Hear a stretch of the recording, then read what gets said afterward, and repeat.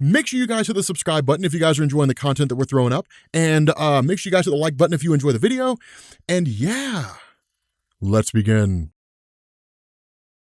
What's going on, guys? This is Rob, and today on our Beyond Omega Level series, we are going to be covering one of the most formidable foes the Avengers have ever faced, Michael Korvac. Now, of course, we did have a video on this character being too powerful for the MCU, but unlike that, we're going to kind of go through the various feats and the powers that he has, which is what we normally do with the Beyond Omega Level, or I guess really the Omega Beyond Omega Level series. So Michael Korvac was created by Steve Gerber and Jim Starlin, and first appeared in Giant-Sized Defenders #3 in 1975. Originally envisioned as a throwaway villain by Steve Gerber, the character was later used as a villain for the Guardians of the Galaxy and was later the primary antagonist for an Avengers event titled The Korvac Saga in 1978 under the writing of Jim Shooter and David Michelini. Now, Michael Korvac was born on the alternate reality Earth 691 in the year 2977, 30 years before Earth and the entire solar system was conquered by the Badoon. Now, Korvac is a computer technician that betrays the human race and begins working with the Badoon, but once they catch him asleep on the job, he's punished by being merged with a machine, which basically turns him into a cyborg. Now, he finds himself being transported by the Grandmaster to battle the Defenders, and he actually loses the fight on purpose so that he can learn the secrets of the Grandmaster's powers. And due to his bionic anatomy, he's able to gain a great deal of power, kill his Badoon overlords, and set off on a quest to conquer the galaxy. Now, later, he arrives in the main Marvel universe, also known as Earth 616, and happens upon the space station belonging to Galactus. And so Korvac ends up downloading the knowledge that's contained within the space station, and in doing so, absorbs the power cosmic, granting him powers vastly more potent than what he had already possessed. And so as for what powers Korvac possesses, just by virtue of being half human and half computer, he's able to absorb knowledge and energy from electronic sources and then turn that energy into techno beams that he can use offensively against his opponents. He can also manipulate energy and actually siphon energy from the Grandmaster, which allowed him to teleport not only through space, but time as well. Now, on one occasion, Korvac's manipulation of the time stream to set up a meeting with a woman known as Jenna Drake ended up dismantling the timeline of Earth 691 so that he could rebuild the universe in a way that he thought would be perfect with himself as ruler. Not only that, he's also able to process information at extremely fast speeds due to the fact that he is effectively a living computer, being able to anticipate the types of spells that Doctor Strange would use before they actually left his fingertips and calculating the correct defense instantaneously. Now, Korvac is also a being of advanced intelligence and is extremely adept at mechanical engineering, having constructed a fortress called Wonderworld that housed a power siphon which produced beams capable of causing suns to go nova and absorbing the power generated by the resulting explosion. Now, once Korvac is imbued with the power cosmic on Galactus' space station, his powers are taken to a completely different level. Now, if you're not familiar with what the power cosmic is, it's basically an endless source of energy that grants incredible abilities to those who wield it, and the power cosmic is really synonymous with Galactus. It's the power that he uses all the time, and it makes him immensely powerful, and it's what he also uses to make his heralds powerful as well. And so the list of the powers that the power cosmic grants to its users is basically limitless and includes matter and energy manipulation, size alteration, powerful energy blasts, and astral projection. Now, basically, once Michael Korvac becomes imbued with the power cosmic, his power is on scale with other cosmic beings, and he becomes practically godlike in his abilities, meaning he can pretty much produce any effect he desires. And so when we look at Michael Korvac,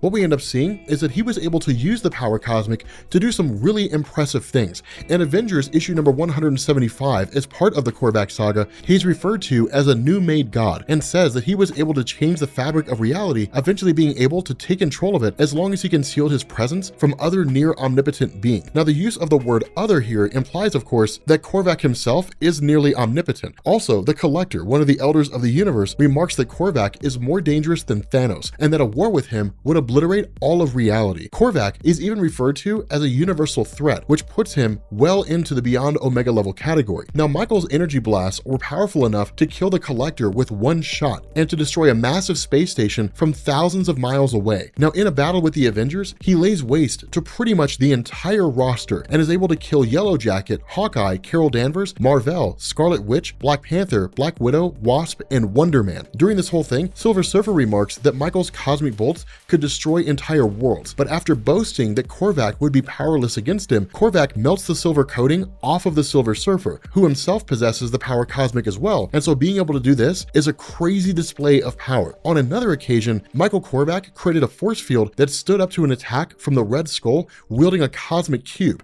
an extremely powerful object that's capable of altering reality itself. Korvac has matched Silver Surfer in terms of strength and casually stopped a strike from Thor with one hand, and in fact his strength was so immense that he was able to rip Starhawk apart, creating a cataclysm that sent ripples throughout the entire space-time continuum. Now Korvac has also displayed the ability to manipulate both matter and reality. He's able to create objects out of thin air and was able to restore Starhawk to life after killing him, remaking him molecule by molecule, but altering his mind so that he would have no recollection of Korvac's existence and would not be able to perceive him in any way. And so before Korvac ends up ending his own life, he restores the lives of all the heroes that he had slain and undid all the damage that he had inflicted. And even though Korvac did have some limitations to his power, for instance, ending his own life to avoid being erased from existence by the ultimate nullifier and being disintegrated, and having his atoms scattered across multiple dimensions by an antimatter shot from the Red Skull empowered by the cosmic cube, he's still a being of immense power, and in fact